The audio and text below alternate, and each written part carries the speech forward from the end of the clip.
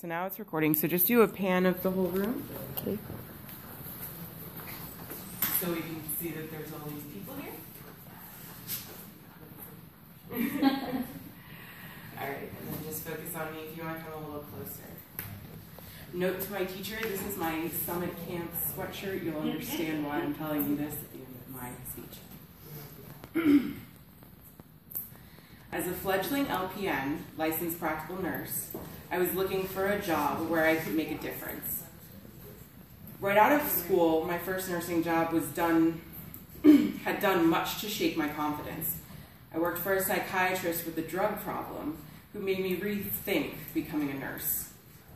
I'd lost my drive and passion for the career, and I was looking for a change. A little ad on Craigslist had me on the phone to Honesdale, Pennsylvania, where a special camp for children with social disorders had been established over 23 years ago. I was nervous. I had no real experience and no confidence in my skills to boot. But Jean, the camp director, put me at ease. I had a few phone interviews, one with the on-site pediatrician and another with the head nurse. They loved me. I signed up for the whole summer and the greatest adventure of my life. Now, imagine yourself a teen. The hormones are raging and all that. Now imagine you're a teen with ADHD, Asperger's, or autism. There wouldn't feel like many places you would fit in. People don't understand why you act the way you do, and in school you may even be bullied or feel stupid for having to take developmental classes. It's a hard existence emotionally, even without considering the physical implications of your disorder. Now imagine there's a place just for teens like you, where people understand your conditions and everyone is dealing with something similar. Enter Summit Camp. High in the hills of northeast Pennsylvania, it's an oasis for kids who don't fit into a traditional camp setting. A camp this specialized comes with a big responsibility for medical personnel.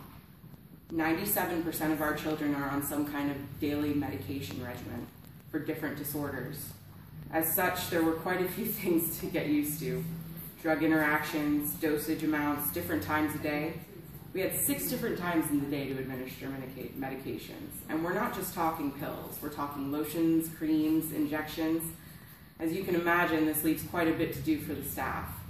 In addition to an on-site pediatrician, we had 6 nurses, including myself, from all over, staying on site for the summer. Not to mention an entire dedicated mental health staff and clinical social worker to make sure these children who came to camp would thrive there. And that's just the medical staff. There's a whole host of support teams, as well as hundreds of counselors from all over the world. Camp becomes its own sort of civilization.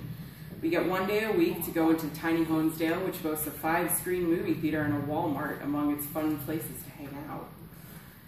I will admit, there was a learning curve in my job at the camp. As with any new job, there were ups and downs, but helping these children easily reminded me of why I had become a nurse. We took these children on trips and had amazing activities for them at camp.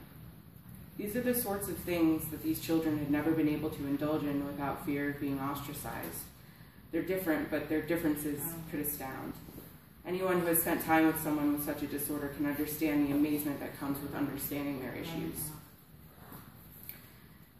In that summer, I learned a lot about myself as well as where I wanted my career path to take me. I learned about patience and humility and to be able to laugh at myself because sometimes it was all you could do to laugh.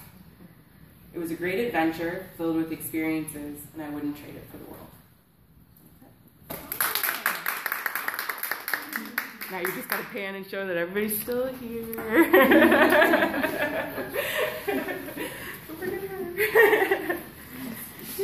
Thank you guys so much for staying. I really